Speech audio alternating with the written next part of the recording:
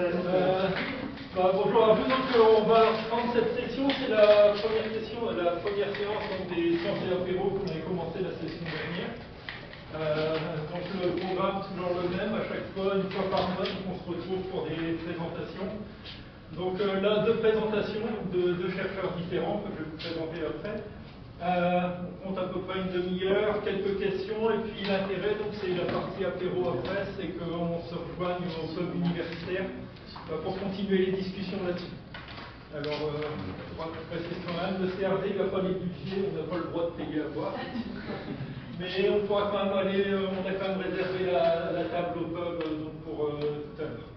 Alors, on fera nos discussions, puis on pourra continuer là-bas les discussions plus tard.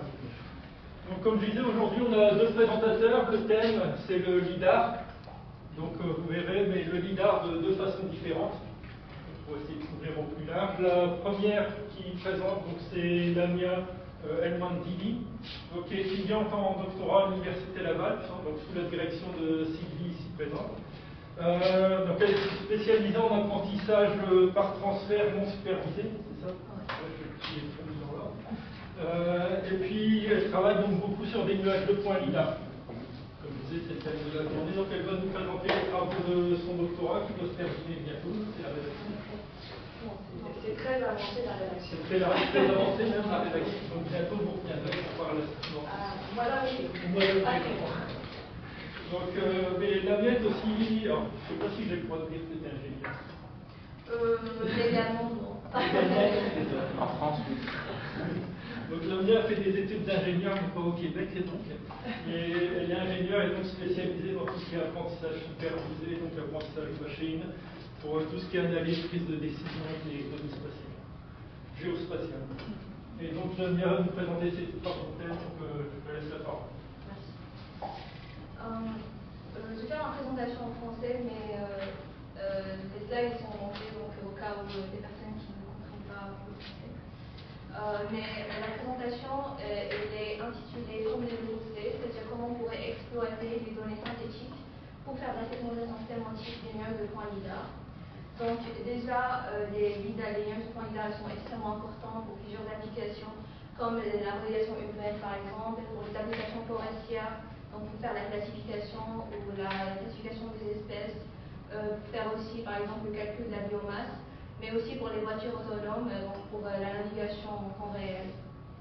Donc c'est quoi la segmentation sémantique? C'est en gros le processus de donner à chaque point un label ou une annotation, que ce soit par exemple bâtiment, arbre, route, etc. Et donc c'est un processus qui nous permet en gros de passer d'un nuage de points où il n'y a pas beaucoup d'informations, donc vers une structure de données qui est riche en informations sémantiques pour la prise de décision. Mais donc actuellement, cela se fait à travers des méthodes d'apprentissage profond. Et donc, une chaîne de traitement typique commence par un processus d'acquisition et puis une étape d'annotation de données. Après, c'est une étape où on entraîne notre modèle sur nos données annotées, et puis une étape d'inférence, c'est-à-dire qu'on va utiliser notre modèle sur des données pour faire des prédictions.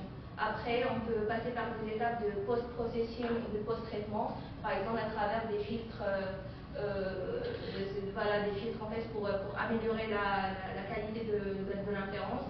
Et puis, une fois que c'est fait, on pourra déployer notre modèle dans le monde réel et on pourra l'utiliser.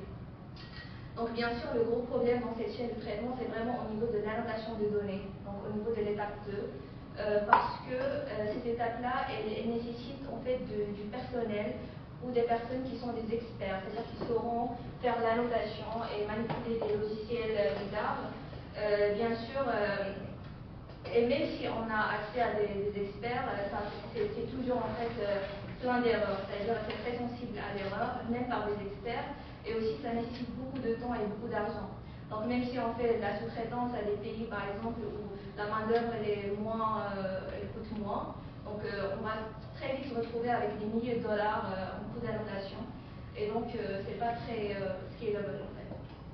Et donc une avenue de recherche qui commence à prendre beaucoup d'intérêt, c'est d'utiliser ce qu'on appelle la donnée synthétique. Donc la donnée synthétique, c'est une donnée artificielle qui est générée par des simulateurs ou des logiciels de simulation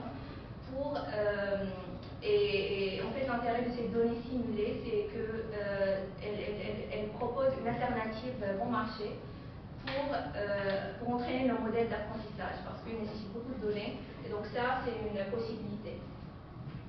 Donc, l'intérêt de ces données synthétiques, c'est vraiment au niveau de sa capacité c'est-à-dire de scalability, en fait. C'est-à-dire qu'on peut produire des millions de nuages, millions de points, des milliers de séquences annotées à très faible coût. Et même plus, on peut être très flexible en fait quant à la façon de produire ces nuages de points. Par exemple, si on a besoin d'avoir des données dans une configuration géographique particulière ou dans des données météorologiques particulières, on peut aller dans un simulateur, on peut faire la simulation, on peut produire des nuages de points, entraîner nos modèles. Donc c'est ça la vision en fait des données synthétiques. Donc comment on pourrait créer ces données synthétiques? Donc on passe par soit des logiciels de simulation, comme par exemple Carla qui est open source, ou par des engins ou par des moteurs de jeu, comme par exemple Unreal ou d'autres moteurs de jeu. Et en fait, le principe, c'est qu'on va aller dans ces plateformes et on va construire un environnement ou un monde virtuel. Et puis, on va faire une acquisition LiDAR virtuelle, typiquement à travers des méthodes de lancer de rayons. C'est-à-dire qu'on va décider la configuration de capteurs qu'on souhaite, et puis on va simuler un capteur LiDAR qui va faire l'acquisition, et puis qui va nous donner des nuages de points LiDAR simulés. L'intérêt, c'est que ces nuages de points seront automatiquement annotés, parce qu'on a construit notre monde objet à objet, classe par classe, donc c'est automatiquement annoté. Et aussi, on peut toujours faire de l'extension, ajouter du réalisme, simuler d'autres conditions, etc. Donc, tout ça, ça a l'air bien, mais le problème, c'est que ces données synthétiques, elle a un potentiel d'être non réaliste. Parce que la donnée réelle du monde réel, elle contient du bruit, elle contient des occlusions, qui n'est pas toujours le cas en fait dans les données simulées. Et donc, aussi, il y aura des différences entre ces données synthétiques et celles du monde réel. Par exemple, dans cette figure, il y a un jeu de données qui a été simulé, qui s'appelle TeamLiDAR. Et en fait, on a utilisé le même nombre de faisceaux de simulation, c'est-à-dire 64, que pour un autre jeu de données du monde réel qui est Semantic Kitty. Et même si on a utilisé le même nombre de faisceaux, l'apparence des objets est différente, surtout en termes de densité de points, et en termes de pattern en fait, de scan, et aussi en termes d'apparence. Donc, même si on utilise le même type de capteur, il y aura des différences parce que c'est du synthétique. Et le problème, c'est que tout ça, en fait, ça constitue ce qu'on appelle du domain shift, c'est-à-dire qu'il y a un fossé entre réel et synthétique, et donc il y aura un impact sur la performance des modèles. Même si on entraîne le modèle sur ces données-là simulées, il n'y a aucune garantie que ça va généraliser vers nos données d'intérêt. C'est ça le problème. Donc la question qui se pose, comment franchir ce fossé-là à partir des données synthétiques qu'on va appeler le domaine source, vers la donnée réelle qu'on va appeler le domaine cible. Et donc, il existe une méthode très très intéressante en intelligence artificielle qui s'appelle l'adaptation de domaine. Donc l'adaptation de domaine va servir comme une sorte de pont pour justement permettre de passer deux modèles entraînés sur de la donnée synthétique vers des modèles entraînés sur de la donnée réelle. Et donc, dans ce qui suit, je vais parler un petit peu de certains travaux d'adaptation de domaine, certains qui ont été faits dans le cadre de mon doctorat, et d'autres travaux qui font partie des cas de l'art. Donc, la première technique qu'on pourrait utiliser pour faire cette adaptation, elle est basée sur ce qu'on appelle l'auto-entraînement. Et en fait, l'idée principale de l'auto-entraînement, elle est très intuitive. Parce qu'on va commencer par entraîner notre modèle sur nos données synthétiques. On va l'appliquer sur nos données qui ne sont pas annotées. Et puis, on va faire une sorte de filtrage pour sélectionner les meilleures prédictions. On va les ajouter dans l'ensemble d'entraînement. On va répéter le processus jusqu'à avoir un modèle qui converge vers la performance qu'on souhaite. Donc, ces modèles-là d'auto-entraînement, en fait, ils sont très intuitifs et ils sont très extensibles. Et donc, par exemple, dans les derniers temps, on les utilise conjointement avec ce qu'on appelle des méthodes d'augmentation des données, comme par exemple les méthodes de mixage. Donc, c'est quoi les méthodes de mixage qui sont utilisées? En gros, on a notre donnée synthétique, notre donnée annotée. On va utiliser des techniques de mixage, que ce soit au niveau sémantique ou spatial, pour créer des nuages de points hybrides. Une fois qu'on aura ces nuages de points hybrides, on pourrait faire l'entraînement avec les méthodes d'auto-entraînement normales. Donc, et malgré en fait que ça a l'air simple, ça vraiment augmente la performance des méthodes d'auto-entraînement. Donc ici, je donne un exemple typique d'une méthode de mixage. Par exemple, ce qu'on fait, c'est qu'on va faire un sous-échantillonnage à partir des données simulées et réelles pour sélectionner des patchs sémantiques. Une fois qu'on a cette patch sémantique, on peut faire de l'augmentation de données normales, c'est-à-dire des rotations mises à l'échelle, etc. Et puis on va remplacer les patchs simulés avec les patchs réels et vice-versa. Et puis on va donner le tout à un framework d'auto-entraînement, c'est-à-dire une méthode d'auto-entraînement. Et juste à travers ça, on va avoir des résultats qui sont très intéressants en adaptation de domaine. Une autre idée qui est intéressante pour faire l'adaptation avec l'auto-entraînement, c'est d'exploiter ce qu'on appelle la cohérence. C'est-à-dire quoi la cohérence? C'est-à-dire qu'on va forcer notre modèle à prédire la même chose sur nos données réelles avant et après une certaine perturbation. Les perturbations qu'on peut faire, ça peut être des perturbations géométriques, des perturbations d'échantillonnage ou de mixage comme on a vu précédemment. Et en fait, tout ça, il va forcer le modèle à ignorer les différences qui peuvent exister pendant l'entraînement entre les données synthétiques et réelles, juste en forçant la cohérence. Donc, ces méthodes-là d'auto-entraînement que j'ai présentées, c'est des méthodes qui sont implicites, c'est-à-dire on répète l'entraînement à chaque fois, on fait un filtrage sur les prédictions et on espère que ça va permettre de faire l'adaptation. Donc c'est ce qu'on appelle une adaptation implicite. Donc une deuxième façon de faire les choses, c'est de la faire explicitement. C'est-à-dire qu'on va se dire que, ok, on a un nuage de points synthétique, de la donnée réelle, on va considérer le tout comme une sorte de représentation et on va se dire comment amener les deux représentations à converger. Et en fait, c'est ça le principe général des méthodes qu'on appelle apprentissage d'attributs invariants par domaine.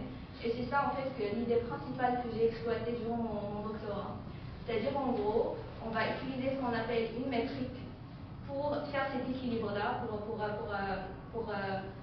avoir cette convergence entre les représentations successives. Concrètement, une représentation, c'est une distribution de probabilité, donc c'est-à-dire on va représenter tout notre nuage de points avec une distribution de probabilité, et on va se dire, ok, comment faire converger ces distributions. Donc c'est ça l'idée principale. Donc c'est schématisé en fait dans cette illustration. Par exemple, en vert, c'est de la donnée synthétique. En bleu, c'est de la donnée réelle. Et en fait, les courbes, on peut imaginer que c'est une sorte de distribution de probabilité. C'est-à-dire comment les attributs sont distribués entre le synthétique et le réel. Et puis on va se dire, ok, on va les faire converger en minimisant une métrique. Et comme ça, on pourrait faire de l'adaptation. Donc cette méthode-là, elle fait ce qu'on appelle une adaptation globale, parce qu'on va prendre tout le nuage de points, tout le nuage de points réels et synthétiques, on va les faire converger. Le problème, c'est que ça pourrait poser des problèmes si on applique un modèle qu'on a déjà entraîné. Parce qu'il n'y a pas de garantie que le modèle, en fait, il sera toujours correct, en fait, après l'adaptation globale. Par exemple, ici, ce qu'on voit, c'est que en rouge, c'est les données réelles, en bleu, c'est les données synthétiques. Même après, on a fait l'adaptation, ils sont très proches, dans l'étape 2, ils sont devenus proches, mais en fait, le classificateur qui est le trait, ça ne marche pas bien pour les données rouges, c'est-à-dire les données réelles. Donc, il n'y a pas de garantie que ça va marcher. Donc ce qu'il faut faire, c'est qu'il faut prendre en compte les informations sémantiques, c'est-à-dire la classe. Il faut faire ces adaptations par classe. Et c'est ce que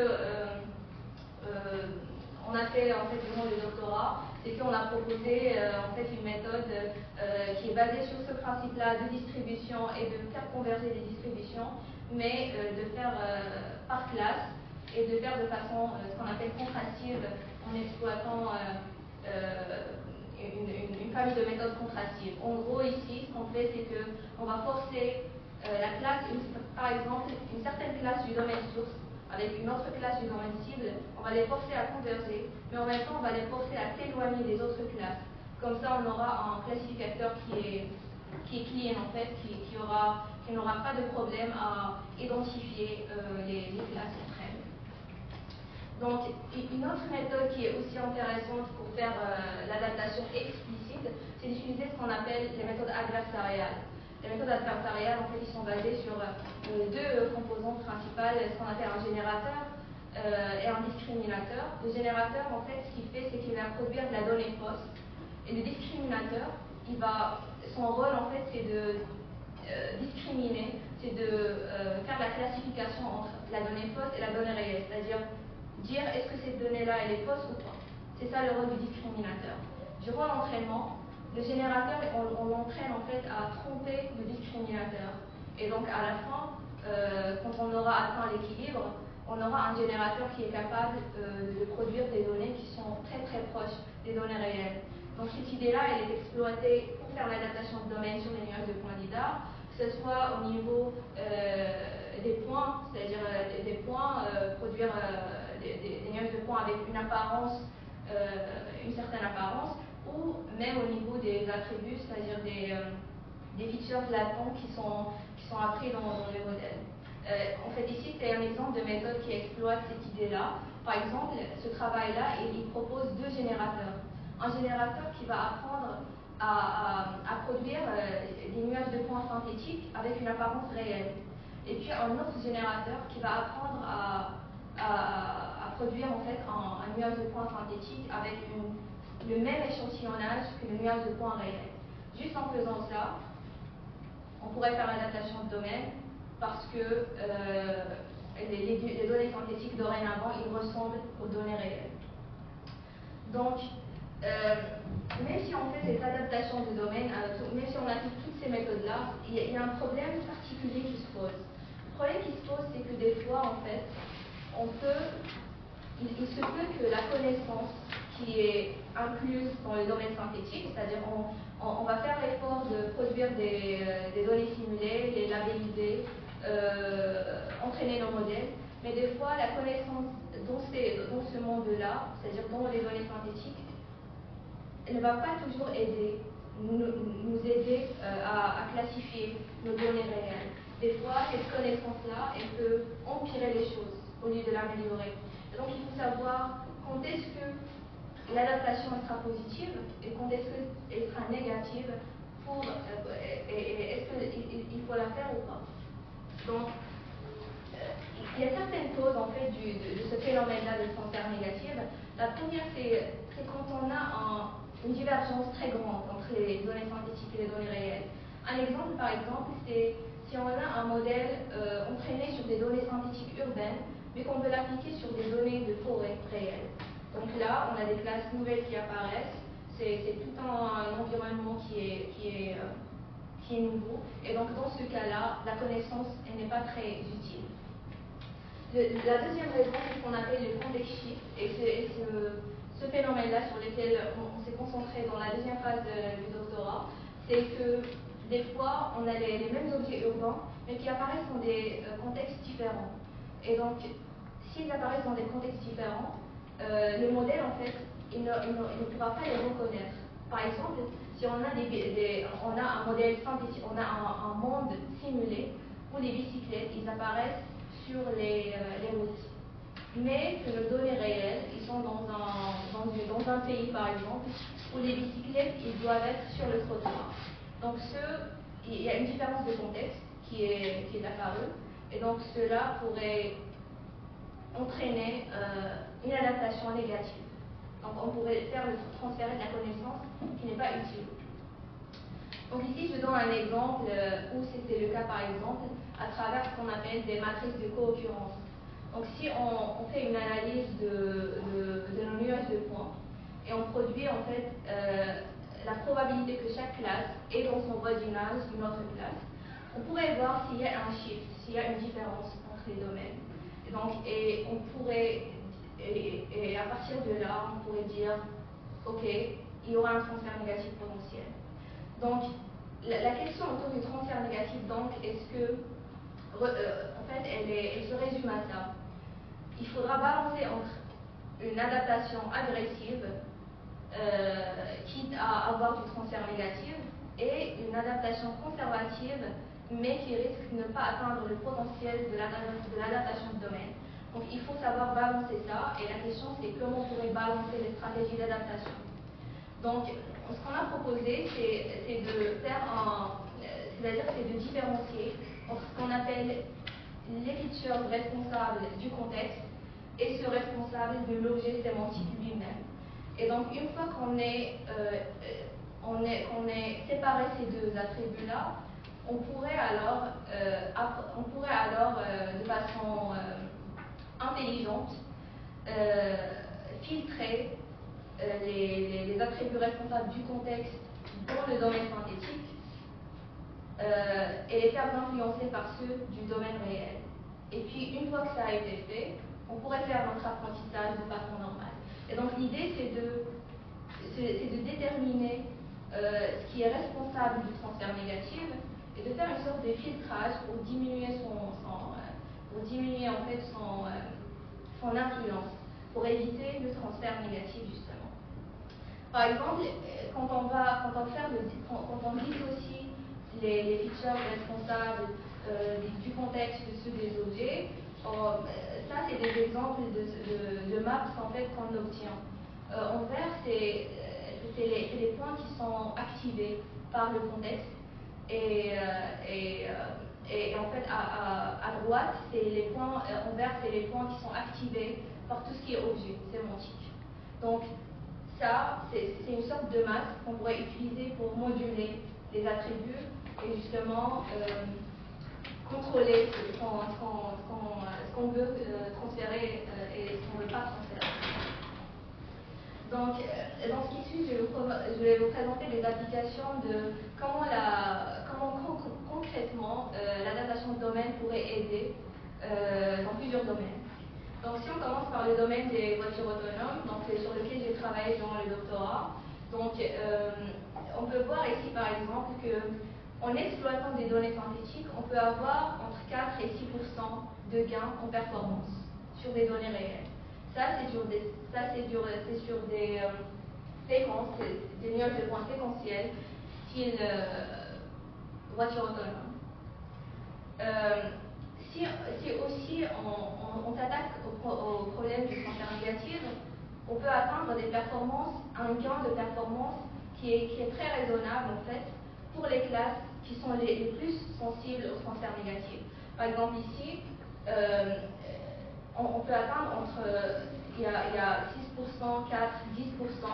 Ça, c'est des gains moyens pour les classes qui sont les plus sensibles. En fait. Une autre application intéressante, ça c'est un travail récent en fait, qui a été réalisé sur des nuages de points aériens. C'est pas du synthétique vers le réel, mais c'est du multimodal, c'est-à-dire que nuage de points LIDAR vers nuage de points photogrammétriques, ils ont utilisé l'adaptation de domaine pour avoir un gain de performance et ils ont obtenu plus 17% de gain juste en utilisant des méthodes très simples d'adaptation de domaine. C'est pas l'état de l'art, c'est juste des méthodes simples en fait. Dans les domaines forestiers aussi, il y a un travail récent qui a été fait pour voir est-ce que l'adaptation de domaine pourrait aider dans la segmentation des arbres. Ça, c'est des données synthétiques vers des données réelles aussi. Donc, ils ont obtenu un gain de 7%. Donc, en résumé, on peut s'attendre à des gains entre 4 et 7% en utilisant ces méthodes-là d'adaptation de domaine, du domaine synthétique vers le réel. On peut aussi s'attendre à des performances qui sont importantes pour des nuages de points qui sont plus denses, comme comme les nuances de points, par exemple MLS ou même aérien. Et ça va être tout pour moi. Et si vous avez des questions, n'hésitez pas.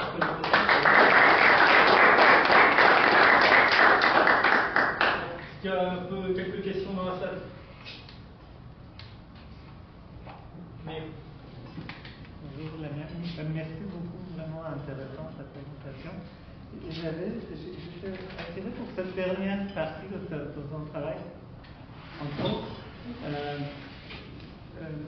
souvent on dit quand on analyse un objet dans son contexte, vu qu'il y a plus d'informations, justement c'est un peu plus positif pour un humain, si on peut raisonner.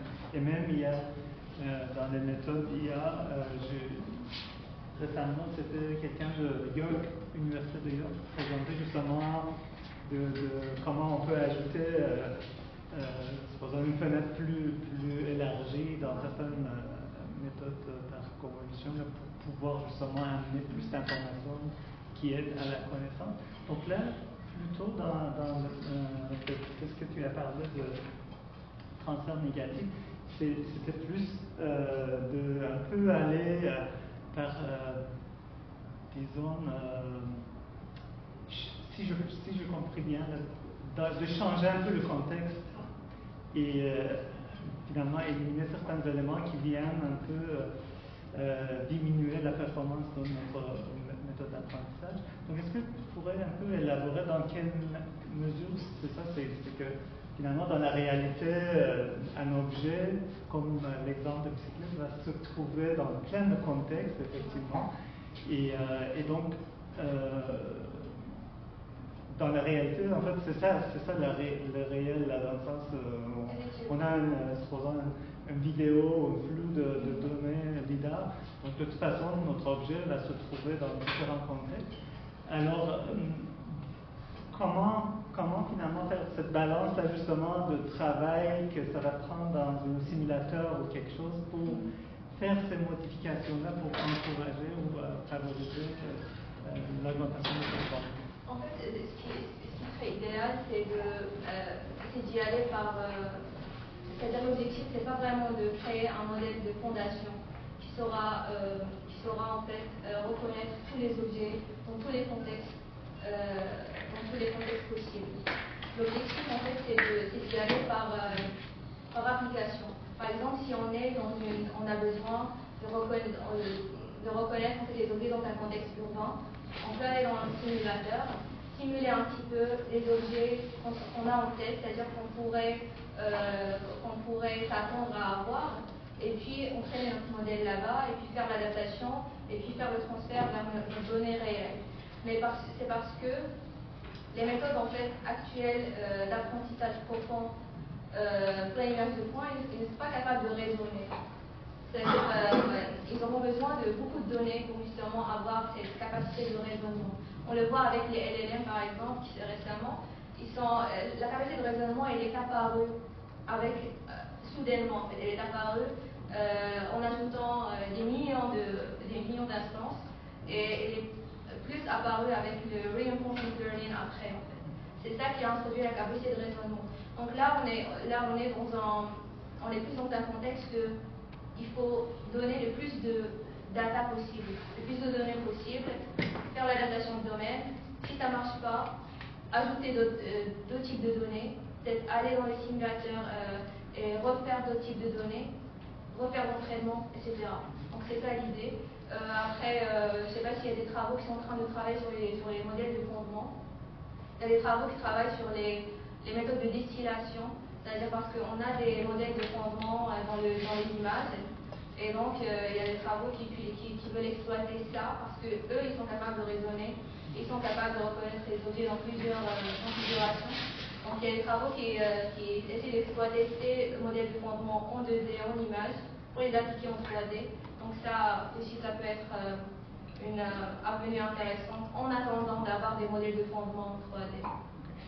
Juste rapidement un complément de question. Est-ce qu'on pourrait voir ça à l'inverse, c'est-à-dire de finalement augmenter les contextes, plutôt de dire je vais faire varier mon objet là au centre, je connais, supposons que c'est la discrète, mais au lieu d'adapter le contexte synthétique au contexte réel, disons, multiplier le contexte, finalement en donnant tellement qu'il va reconnaître finalement le fond dans différentes... Par exemple, sur les applications sur lesquelles je travaille, c'est-à-dire les nuages de points des voitures autonomes, on a accès à tout le contexte. Parce qu'en fait, c'est une seule séquence. On pourrait en fait la loader entièrement en GPU et on pourrait c'est-à-dire calculer les attributs, etc. Donc, concrètement, il a accès à tout le contexte. Le problème, c'est que des fois, ce contexte-là, il n'est pas utile. Parce que certains objets ils peuvent se retrouver dans des configurations très différentes. J'ai donné l'exemple des bicyclettes, par exemple, qui peuvent des fois se retrouver dans la route, des fois sur le trottoir. Donc, est-ce que le modèle va prédire trottoir ou s'il retrouve une bicyclette? Donc, c'est ça des questions comme ça, en fait. Et l'idée, c'est de activer ou désactiver les points qui sont responsables du contexte dans le nuage de points synthétiques durant le transfert. Donc c'est ça l'idée. On va passer de suite. Olivier, tu avais une question? Ouais. Je suis intéressé par ton approche de, tu disais, le domain shift de transfert de domaine, où tu disais on le fait par classe. Ouais. Mais du coup, le faire par classe, ça t'oblige à connaître la classe de ton domaine source et de ton domaine cible. Ouais. Donc, c'est-à-dire que tu as quand même besoin de donner labelliser ton domaine cible. En fait, c'est des choses qu'on fait en plus des méthodes d'auto-apprentissage. C'est-à-dire le self-learning, en fait. On va, au cours de l'entraînement, on va produire des pseudo-labels. Okay, On va les filtrer. Quand on va les filtrer, on va pouvoir modéliser nos distributions et puis on pourrait faire l'entraînement. Donc en fait, ton domaine cible, tu le fais à partir de pseudo-label. Oui. Encore autre question? On va pouvoir passer tout de suite à la présentation suivante. Donc, attends, j'ai d'autres questions. Encore. Non, en gros, c'était juste par curiosité, comment est-ce que tu arrives à déterminer quelles sont les features de ton texte dans ton... Oui, en fait, ce qu'on a fait, c'est que on a pris les features en fait, des premières layers, et puis on s'est dit que ces features-là, puisqu'ils sont générales, et ils vont être responsables plus en fait des objets qui sont autour, parce qu'on n'a pas fait encore le subsampling, etc. Et donc, ces features-là, dans ces premières couches, sont responsables du contexte. Et puis vers la fin, juste avant la classification, les dernières layers, c'est ceux responsables de l'objet, c'est-à-dire sémantique. Et puis à travers c'est ça en fait qu'on utilise pour modéliser le contexte et l'objet. Okay, donc en gros, tu travailles en fonction des couches. Oui. Tu ne vas pas déterminer précisément quel canal de feature correspond à quoi. En fait, pratiquement, ça revient à déterminer parce que parce qu'en fait, on utilise l'attention pour filtrer les attributs et on obtient un masque. Et le masque pourrait être appliqué sur les attributs pour en sorte de voir quels sont les points actifs dans le contexte ou pas. Et aussi pour voir quels sont les points actifs dans l'objet ou pas. Tu vois? Donc en gros, c'est ça. C'est pour obtenir un type de masque spatial. Merci. On va garder les questions pour la suite. Donc merci Damien encore pour la présentation.